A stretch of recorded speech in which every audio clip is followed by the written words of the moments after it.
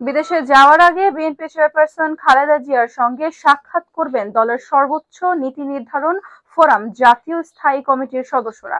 বিএনপির মিডিয়া সেলের সদস্য সাইরুল কবির খান এ তথ্য জানিয়েছেন।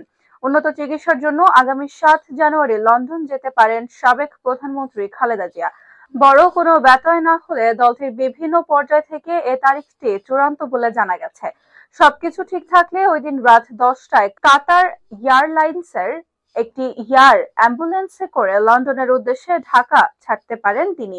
বিএনপির মহাসচিব মির্জা ফখরুল ইসলাম আলমগীর শনিবার দুপুরে কালবেলাকে বলেন, উন্নত চিকিৎসার জন্য বেগম খালেদা জিয়া আগামী 7 জানুয়ারি লন্ডনে যেতে পারেন।